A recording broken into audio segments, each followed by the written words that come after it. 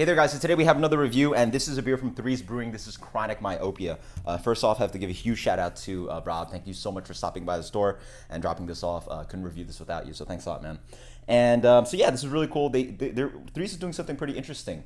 Instead of having to just go to the brewery and line up on all that crazy stuff, they're having a pre-order kind of system. You go online, you order the beer, you pay for it, then you show up to the brewery at designated days, show your ID and all that good stuff, and they just give you the beer. Actually, just ordered some beer from them, so hopefully in a couple weeks I'll be reviewing those beers. Really excited about those. Super effing yawn, and I believe Unreliable Narrator. But this is Chronic Myopia IPA. Let's again 6.1%. So the beer comes in, yeah, wow, a little bit of haze on there, but it's this kind of like medium amber color, light to medium amber. It looks like a West Coast style IPA. Let's get the aroma on this.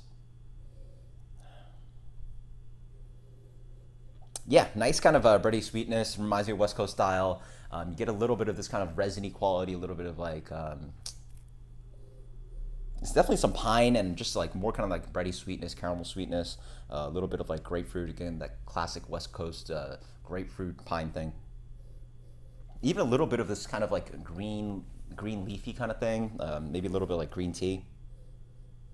It smells interesting. Cheers, West Coast style. Yeah, certainly tastes like that. There's a nice pop of bitterness, but I would say maybe a little bit more restrained on the sweetness than West Coast style beers, but wow, there's a good amount of like dry bitterness on the finish. So up front, again, a little bit of that kind of candied grapefruit kind of thing, lots of pine on this one, some bready sweetness, and then just onto just like, a good amount of bitterness, so I would say medium plus, kind of piney, resiny bitterness on the finish. Mouth feels really nice. It's medium, nice soft qualities. But yeah, they call it green papaya, pine candy, mild bitterness, and dry finish. I can certainly see the pine candy kind of thing. Lots of pine on this one. Also that kind of candy sweetness, again, with that grapefruit note. I'd say the bitterness is actually a lot more than mild. A good amount of bitterness on this one. Again, it reminds me of something like their attempt at a West Coast style IPA. And nice and dry in the finish, but I really wish it popped a little bit more. It's just like this kind of like bitter IPA beer, like bitter IPA water. It doesn't really like jump out at me with too much going on, but really, again, if you like your bitter IPAs, it's pretty nice stuff, nice and soft, quite drinkable if you're looking for that quenching kind of bitterness. As for rating, also a little bit of, again, this resiny kind of thing, just like hitting on the palate. Let's go with something like an 87 on this one.